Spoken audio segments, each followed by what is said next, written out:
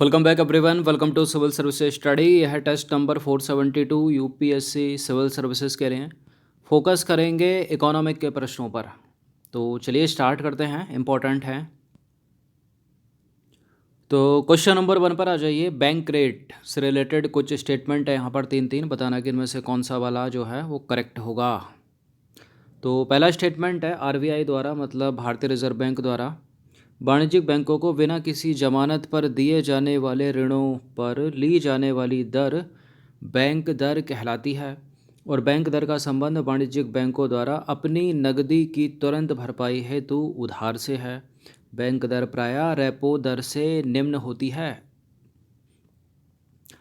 बिल्कुल करेक्ट है पहला वाला स्टेटमेंट, बिल्कुल करेक्ट है। दूसरा वाला स्टेटमेंट, तीसरा वाला इनकरेक्ट है, क्योंकि बैंक दर प्रायः रेपो दर से जो है वो उच्च होती है, निम्न नहीं होती। थर्ड को एलिमिनेट करके लगा दीजिए इसका आंसर 1 और 2 ओनली। तो देखिए, आरबीआई द्वारा वाणिज्यिक बैंकों को बिना किसी जमानत पर दिए जाने वाले ऋणों को जो है, ऋणों पर ली जाने वाली जो दर है वो बैंक दर कहलाती है और बैंक दर का संबंध जो है वो वाणिज्यिक बैंकों द्वारा अपनी नकदी की तुरंत भरपाई हेतु उधार से है और बैंक दर जो है प्रायः रेपो दर से उच्च रखी जाती है, निम्न नहीं। क्वेश्चन नंबर 2 पर आ जाइए। रेपो रेट, रेपो दर के संदर्भ में प्रश्न है इस बार। रेपो दर से अभिप्राय वाणिज्यिक बैंकों द्वारा अल्पकालिक ऋण लेना है और रेपो दर ऐसे ऋणों पर ली जाने वाली दर है जो आरबीआई द्वारा वाणिज्यिक बैंकों को बिना जमानत के नहीं दिए जाते और रेपो दर प्रतिभूतियों की पुनः खरीद की अनुमति देता है, अतः रेपो दर को पुनः खरीद दर भी कहा जाता है। तो रेपो दर अल्पकालिक है, दीर्घकालिक? अल्पकालिक ही है, करेक्ट है ये वाला स्टेटमेंट। दूसरा वाला भी करेक्ट है, तीसरा वाला भी करेक्ट है, सारे के सारे करेक्ट हो गए। इसका आंसर हो जाएगा ऑप्शन नंबर डी, उपरोक्त सभी। तो देखिए, रेपो दर से अभिप्राय वाणिज्यिक बैंकों द्वारा आरबीआई से अल्पकालीन ऋण लेने से है और रेपो दर ऐसे ऋणों पर ली जाने वाली दर है जो आरबीआई द्वारा वाणिज्यिक बैंकों को बिना जमानत के नहीं दिए जाते और इनके लिए प्रतिभूतियों को जमानत के रूप में आरबीआई के पास जो है वो रखा जाता है। तीसरा वाला स्टेटमेंट था, रेपो दर प्रतिभूतियों की पुनः खरीद की अनुमति देता है, अतः रेपो दर को जो है पुनः खरीद दर भी कहा जाता है और प्रतिभूतियों के धारक उन्हें भविष्य में किसी भी समय पुनः खरीद सकते हैं। क्वेश्चन नंबर 3 है, निम्नलिखित कथनों पर विचार करना है। 2 स्टेटमेंट है इस बार, बताना कि इनमें से कौन सा करेक्ट है। पहला स्टेटमेंट है, वाणिज्यिक बैंक यानी कॉमर्शियल बैंक विभिन्न व्यावसायिक क्रियाओं के लिए साख का कोटा निर्धारित करते हैं। दूसरा स्टेटमेंट है, मौद्रिक नीति के गुणात्मक उपकरण साख के प्रभाव को आर्थिक क्रिया के निर्दिष्ट या फिर विशेष क्षेत्रों में बढ़ाने या घटाने पर केंद्रित हैं। बताइए इनमें से कौन सा करेक्ट है। देखिए, इसमें दूसरा वाला करेक्ट हो जाएगा, पहला वाला इनकरेक्ट हो जाएगा, क्योंकि वाणिज्यिक बैंक नहीं बल्कि reserve bank of India RBI जो है वो विभिन्न व्यावसायिक क्रियाओं के लिए साख कोटा निर्धारित करता है, वाणिज्यिक बैंक नहीं। तो गलत हो जाएगा पहला वाला स्टेटमेंट, केवल दूसरा वाला सही होगा। तो केंद्रीय बैंक विभिन्न व्यावसायिक क्रियाओं के लिए साख का कोटा निर्धारित करता है, ना कि वाणिज्यिक बैंक। केंद्रीय बैंक कौन सा? आरबीआई। ऋण देते समय वाणिज्यिक बैंक कोटे की सीमा से अधिक ऋण नहीं दे सकते। क्वेश्चन नंबर 4 पर आ जाइए। निम्नलिखित कथनों पर विचार करना है। तीन स्टेटमेंट है यहाँ पर, बताने कि इनमें से कौन सा करेक्ट है। पहला स्टेटमेंट है, मुद्रा बाजार में मौद्रिक संपत्तियाँ सामान्यतः अल्पकालिक या 1 वर्ष से कम अवधि के लिए या फिर व्यवहार में लाई जाती हैं। मुद्रा बाजार में मौद्रिक संपत्तियां जो हैं सामान्यतः अल्पकालीन या 1 वर्ष से कम अवधि के लिए व्यवहार में लाई जाती हैं। दूसरा स्टेटमेंट है, संगठित मुद्रा बाजार वाणिज्यिक बैंकों के कार्यों द्वारा अधिक प्रभावित होती है। जो संगठित मुद्रा बाजार है वो वाणिज्यिक बैंकों के कार्यों द्वारा अधिक प्रभावित होता है। तीसरा स्टेटमेंट है, जो देश विकसित अर्थव्यवस्था बन चुके हैं उनके लिए मुद्रा बाजार की प्रासंगिकता अधिक होती है। बिल्कुल ये करेक्ट है, तीनों के तीनों स्टेटमेंट। इसका आंसर हो जाएगा ऑप्शन नंबर डी। तो उपरोक्त सारे के सारे सही हैं। मुद्रा बाजार एक ऐसी संस्था है जहां मौद्रिक संपत्तियां सामान्यतः अल्पकालीन या 1 वर्ष से कम अवधि के लिए व्यवहार में लाई जाती हैं और मुद्रा बाजार वाणिज्यिक बैंकों के कार्यों द्वारा अधिक प्रभावित होता है। जो देश डेवलप हो चुके हैं, जो डेवलप्ड कंट्री हैं, विकसित अर्थव्यवस्था वाले हैं, उनके लिए मुद्रा बाजार जो है अधिक प्रासंगिक होता है। क्वेश्चन नंबर 5 पर आ जाइए। भारतीय रिजर्व बैंक आरबीआई से रिलेटेड कुछ स्टेटमेंट है, यहाँ पर बताना है कि इनमें से कौन सा करेक्ट है। पहला स्टेटमेंट है, आरबीआई की स्थापना कलकत्ता में हुई थी, किंतु 1937 में इसे बॉम्बे स्थानांतरित कर दिया गया और 1 जनवरी 1952 को आरबीआई का राष्ट्रीयकरण किया गया। भारतीय रिजर्व बैंक अधिनियम 1934 में पारित हुआ। देखिए पहला वाला करेक्ट है, भारतीय रिजर्व बैंक की स्थापना कलकत्ता में हुई थी, किंतु 1937 में इसे बॉम्बे जो है स्थानांतरित कर दिया गया था और भारतीय रिजर्व बैंक अधिनियम 1934 में पारित हुआ, ये भी करेक्ट है। जो इसका राष्ट्रीयकरण हुआ ना, वो 1 जनवरी 1949 को हुआ, 52 को नहीं हुआ आरबीआई का। गलत है दूसरा वाला स्टेटमेंट, एलिमिनेट करके इसका आंसर लगा दीजिए, जहाँ जहाँ पर 2 है वो नहीं होगा, 1 और 3 इसका आंसर हो जाएगा। तो दूसरा वाला गलत है। भारतीय रिजर्व बैंक अधिनियम 1934 से केंद्र सरकार के बैंकर के रूप में जो है रिजर्व बैंक की स्थापना हुई 1934 में यानी, और इस बैंक का जो परिचालन शुरू हुआ वो 1 अप्रैल 1935 से हुआ, यानी 1 वर्ष बाद। और इसका राष्ट्रीयकरण कब हुआ रिजर्व बैंक का? इसका राष्ट्रीयकरण हुआ 1 जनवरी 1949 को, ना कि 50 को। भारतीय रिजर्व बैंक की स्थापना कोलकाता में हुई थी, किंतु 1937 में इसे बॉम्बे स्थानांतरित कर दिया गया था।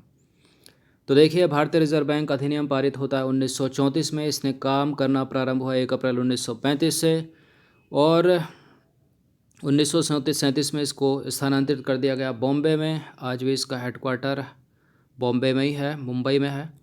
और रिजर्व बैंक का राष्ट्रीयकरण 1 जनवरी 1949 को हुआ। ये सारी चीज़ें बेसिक आपको पता होनी चाहिए। क्वेश्चन नंबर 6 पर आ जाइए। 2 स्टेटमेंट है यहाँ पर, बताने के इनमें से कौन सा करेक्ट होगा। पहला स्टेटमेंट है, आरबीआई भारत सरकार के पूर्ण स्वामित्व में है क्या? आरबीआई भारत सरकार के पूर्ण स्वामित्व में है तथा इसका केंद्रीय निदेशक बोर्ड आरबीआई के कारोबार का पर्यवेक्षण करता है। और वित्तीय पर्यवेक्षण बोर्ड वाणिज्यिक बैंकों, गैर बैंकिंग वित्तीय कंपनियों, सहकारी बैंकों, शहरी सहकारी बैंकों तथा प्राथमिक व्यापारियों का विनियमन और पर्यवेक्षण करता है। वित्तीय पर्यवेक्षण बोर्ड बहुत सारे काम कर रहा है, तो करेक्ट है दूसरा वाला स्टेटमेंट, पहला भी सही है। तो दोनों के दोनों करेक्ट हैं, इसका आंसर हो जाएगा ऑप्शन नंबर सी। तो देखिए रिजर्व बैंक भारत सरकार के पूर्ण स्वामित्व में है तथा इसका केंद्रीय निदेशक बोर्ड रिजर्व बैंक के कारोबार का पर्यवेक्षण करता है। वित्तीय पर्यवेक्षण बोर्ड की स्थापना 1994 में की गई थी और यह जो बोर्ड है वो वाणिज्यिक बैंकों यानी कॉमर्शियल बैंकों, गैर बैंकिंग वित्तीय कंपनियों, विकासीय वित्तीय संस्थाओं, शहरी सहकारी बैंकों तथा प्राथमिक व्यापारियों का विनियमन और पर्यवेक्षण करता है। वित्तीय पर्यवेक्षण बोर्ड। क्वेश्चन नंबर 7 पर आ जाइए। निम्नलिखित कथनों पर विचार करना है, बताना कि इनमें से कौन सा करेक्ट है। 2 स्टेटमेंट है। देखिए वित्त बाजार के विनियमन के लिए मौद्रिक नीति यानी मॉनेटरी पॉलिसी आरबीआई बनाता है और वित्त मंत्रालय उसे लागू करता है। भारत में मौद्रिक नीति का प्रमुख उद्देश्य मूल्य स्थिरता तथा वित्त स्थिरता बनाए रखना है। बिल्कुल करेक्ट है दूसरा वाला स्टेटमेंट, लेकिन पहला वाला गलत है। मॉनेटरी पॉलिसी बनाता भी आरबीआई और लागू करता भी आरबीआई है, तो गलत है पहला वाला। तो मौद्रिक नीति कौन बनाता है? भारतीय रिजर्व बैंक बनाता है। लागू कौन करता है? भारतीय रिजर्व बैंक ही करता है। करिए एलिमिनेट, पहले को दूसरा लगा दीजिए इसका आंसर। तो मूल्य स्थिरता तथा वित्त स्थिरता बनाए रखना भारत में मौद्रिक नीति के प्रमुख उद्देश्य हैं और वित्त बाजार के विनियमन के लिए भारतीय रिजर्व बैंक मौद्रिक नीति बनाता और लागू करता है, न कि वित्त मंत्रालय। क्वेश्चन नंबर 8 पर आ जाइए। मौद्रिक नीति के प्रकारों के संदर्भ में निम्नलिखित कथनों पर विचार करना है। देखिए यदि मौद्रिक नीति के तहत ब्याज की दर को कम कर दिया जाता है, ब्याज की दर को कम कर दिया जाता है तो इसे सस्ती मौद्रिक नीति कहा जाता है। और यदि मौद्रिक नीति के तहत ब्याज की दर बढ़ा दी जाए तो इसको महंगी मौद्रिक नीति कहा जाएगा या जाता है। तो बिल्कुल करेक्ट हैं दोनों के दोनों स्टेटमेंट। इसका आंसर क्या हो जाएगा? Option number C. तो इसको हम समझ सकते हैं सीआरआर का एग्जाम्पल देकर, एसएलआर का एग्जाम्पल देकर, बैंक रेट, रेपो रेट, इन सब का एग्जाम्पल देकर। तो देखिए यदि नगद आरक्षित अनुपात यानी सीआरआर, इसको बोलते हैं ना कैश रिजर्व रेशियो, तथा सांविधिक तरलता अनुपात एसएलआर में कमी कर दी जाए तो यह प्रसारकारी मौद्रिक नीति होगी, और यदि उक्त मतलब इन दोनों के अनुपात में वृद्धि कर दी जाएगा तो यह संकुचनकारी मौद्रिक नीति होगी। रेपो रेट हिंदी में बोलते हैं रेपो दर, रिवर्स रेपो दर, बैंक दर आदि को कम करना सस्ती मौद्रिक नीति के अंतर्गत आता है, जबकि नगद आरक्षित अनुपात, सांविधिक तरलता अनुपात, रेपो दर, रिवर्स रेपो दर, इनको बढ़ाना जो है वो महंगी मौद्रिक नीति के अंतर्गत आता है। याद रखिएगा इस चीज़ को। क्वेश्चन नंबर 9 पर आ जाइए। मौद्रिक नीति से रिलेटेड एक और स्टेटमेंट है। मौद्रिक नीति के संदर्भ में विचार करना, एक बार फिर से 2 स्टेटमेंट है यहाँ पर, बताना है कि इनमें से कौन सा करेक्ट होगा। पहला स्टेटमेंट है, यदि रेपो, रिवर्स रेपो तथा बैंक दरों को तेजी से भारी मात्रा में घटा दिया जाए तो इसे अत्यधिक ढीली मौद्रिक नीति कहा जाएगा, और ऐसी मौद्रिक नीति जो अर्थव्यवस्था के सभी घटकों पर समरूप प्रभाव डालने के उद्देश्य से बनाई जाए सामान्य मौद्रिक नीति कहलाती है। बिल्कुल ये करेक्ट है, दोनों के दोनों स्टेटमेंट। सी है इसका आंसर।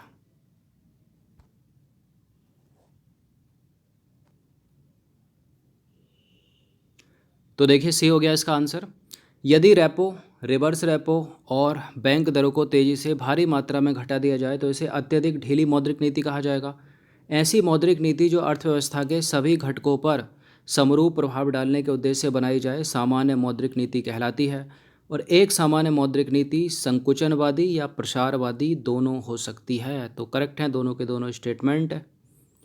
क्वेश्चन नंबर 10 पर आ जाइए। निम्नलिखित कथनों पर विचार करना है। 2 स्टेटमेंट है यहाँ पर, बताना है कि इनमें से कौन सा करेक्ट है। पहला स्टेटमेंट क्या है, आरबीआई को 10,000 रुपये तक के मूल्य के नोट जो हैं वो उनको जारी करने का उसको प्राधिकार प्राप्त है, और सिक्कों की ढलाई से लेकर सिक्कों के वितरण का कार्य भारतीय रिजर्व बैंक द्वारा किया जाता है। कौन सा करेक्ट है इसमें? देखिए पहला वाला तो करेक्ट है, दूसरा वाला गलत है। इसका आंसर हो जाएगा ऑप्शन नंबर ए। तो सिक्कों की ढलाई जो है वो भारत सरकार के द्वारा की जाती है, तथा भारतीय रिजर्व बैंक जो है सिक्कों के वितरण, उन्हें जारी करने और हैंडल करने के लिए भारत सरकार के एजेंट के रूप में काम करता है।